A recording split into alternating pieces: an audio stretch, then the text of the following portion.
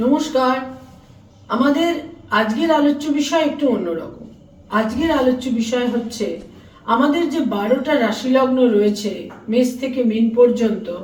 আজকে মূল আলোচ্য বিষয় কিন্তু সম্পূর্ণরূপে লগ্ন ভিত্তিক এবং প্রত্যেকটা লগ্ন, আমাদের যে 12টা লগ্ন রয়েছে এই প্রত্যেকটা লগ্নের জন্য কোন কোন গ্রহগুলো গুরুত্বপূর্ণ এবং সেই গ্রহদের অবস্থান বা সেই গ্রহদের কোনো অশুভ ক্ষেত্রে অবস্থান একটি জন্মছককে কিভাবে প্রভাবিত করতে পারে।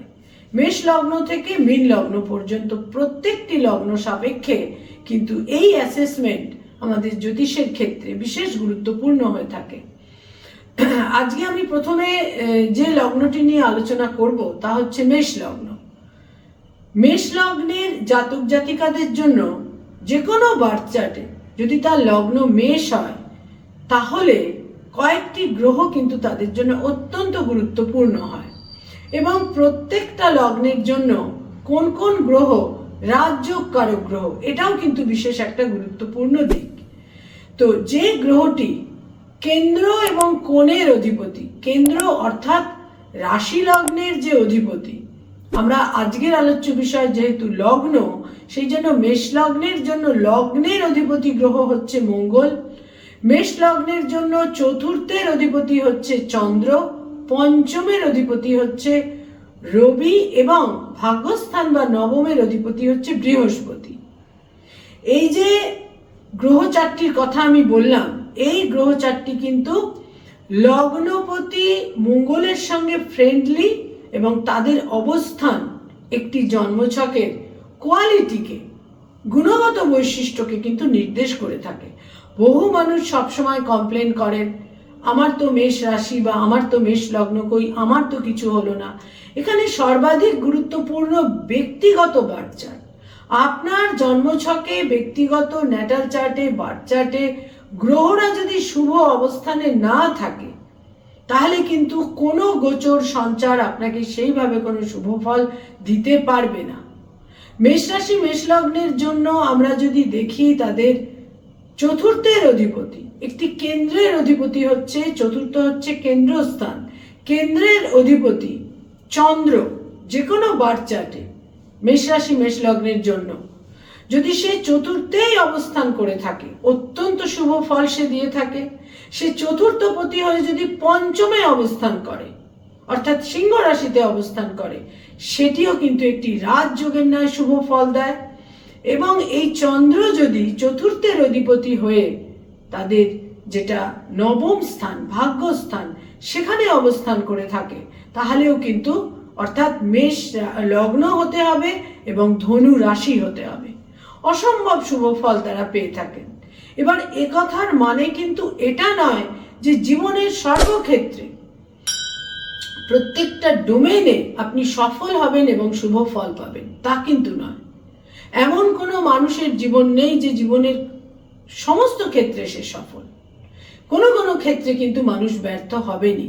আমি একটি ধনু রাশি এবং মেষ লগ্নের জাতককে দেখেছিলাম, তার জীবনের বেশ কয়েকটি ক্ষেত্র ব্যর্থ, কিন্তু কিছু কিছু ক্ষেত্র আর 5 জন মানুষের চেয়ে অত্যন্ত শক্তিশালী এবং শুভ ছিল। সুতরাং এটা কিন্তু আপনাদের অ্যাসেস করতে হবে যে জীবনের সমস্ত ক্ষেত্র কিন্তু কোনো মানুষের জীবনেই একেবারে পরিপূর্ণ শুভ ইতিবাচক হতে পারে না। মেষ রাশি মেষ লগ্নের জাতক জাতিকাদের জন্য পঞ্চমের অধিপতি রবি যদি পঞ্চমের অধিপতি হয়ে রবি যদি চতুর্থে অবস্থান করে, রবি যদি নবমে অবস্থান করে ভাগ্যস্থানে, বা সে যদি পঞ্চমেই অবস্থান করে, এটিও কিন্তু অসম্ভব শুভ ফল দেয়, রাজযোগের ন্যায় ফল দেয়, ভাগ্যের উন্নতি দেয়। সেই ধরনের জাতক জাতিকারা সরকারি চাকরি পেয়ে থাকেন, অত্যন্ত উচ্চ পদাধিকারী হয়ে থাকেন, সন্তানের স্থান অত্যন্ত শুভ হয়। পঞ্চমপতি রবি যদি চতুর্থে অবস্থান করে থাকে মেষ রাশি মেষ লগ্নের জন্য, তাহলে কিন্তু আরো একটি বিশেষ শুভ দিক তাদের জন্য তৈরি হয়, সেটা হচ্ছে স্থাবর সম্পত্তির ক্ষেত্রে অত্যন্ত শুভ হয়।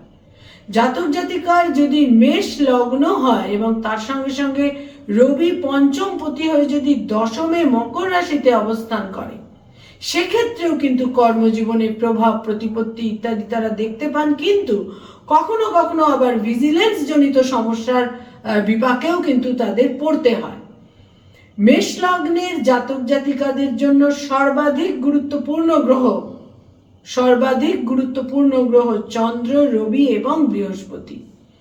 এই তিনটি গ্রহ যদি চতুর্থ, পঞ্চম, নবম এবং দশমে অবস্থান করে, জাতক জাতিকাদের বেসিক জীবনের কোয়ালিটি সেটা কিন্তু যথেষ্ট উন্নত এবং উচ্চ মার্গের হয়ে থাকে।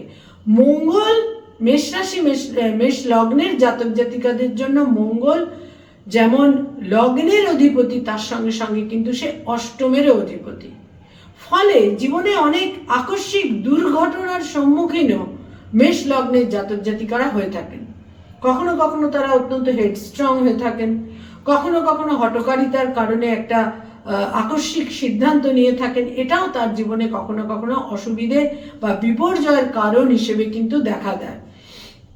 বেসিক বার্থ চার্টে, ন্যাটাল চার্টে আপনাদের দেখতে হবে মেষ লগ্নের জাতক জাতিকাদের যে চতুর্থের অধিপতি চন্দ্র কোথায় আছে, পঞ্চমের অধিপতি রবি কোথায় আছে এবং ভাগ্যস্থানের অধিপতি বৃহস্পতি কোথায় আছে। এটা অসম্ভব গুরুত্বপূর্ণ যোগ। আমি এটাও দেখেছি যে চতুর্থের অধিপতি পঞ্চমে, তার মেষ লগ্ন এবং সিংহ রাশি, তিনি অসম্ভব শুভ ফল পেয়েছেন। ভাগ্যস্থানে বৃহস্পতি নবমে সক্ষেত্রস্থ রয়েছে, অসম্ভব শুভ ফল পেয়েছেন। কিন্তু রবি পঞ্চমের অধিপতি হয়ে শনির ঘরে অবস্থান করে রয়েছে কুম্ভ রাশিতে। তাকে জীবনে অনেক সময় একটা অর্থ নষ্ট, অপযশ, দুর্নাম ইত্যাদিরও কিন্তু সম্মুখীন হতে হয়। রবি যদি শনির ঘরে অবস্থান করে, মানুষকে জীবনে কিন্তু অনেক সময় দেখা যায় রবি শুধু নিচ রাশিগত হওয়া নয়, রবি শনির ঘরে অবস্থান করলেও কিন্তু অনেক সময় মানুষকে কিছু কিছু অপযশ, দুর্নাম বা বহু ক্ষেত্রে এরকমও দেখা যায় যে আকস্মিকভাবে তার একটা, যেটাকে আমরা বলি চুরি, ডাকাতি, ছিনতাই, বাড়িতে একটা বিরাট এই ধরনের কোনো বিপর্যয়, দুর্ঘটনা ইত্যাদিও ঘটে যায় এই রবি যদি অনেক সময় যথার্থ অবস্থানে না থাকে।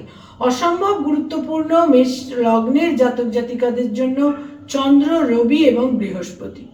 যদি এই তিনটি গ্রহ শুভ অবস্থানে থাকে, তারা বিশেষ শুভ ফল পান।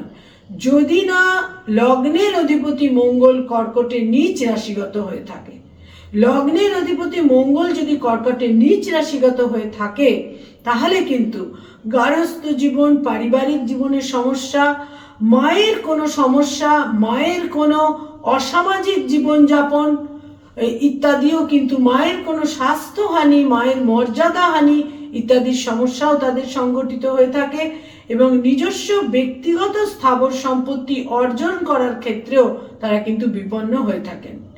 প্রত্যেকটি লগ্নের জন্যই কিছু গ্রহ অত্যন্ত গুরুত্বপূর্ণ হয়ে থাকে, তাদের অবস্থান শুভ বা অশুভ এই ক্ষেত্রেও কিন্তু বিশেষ প্রভাব বিস্তার করে থাকে। নমস্কার।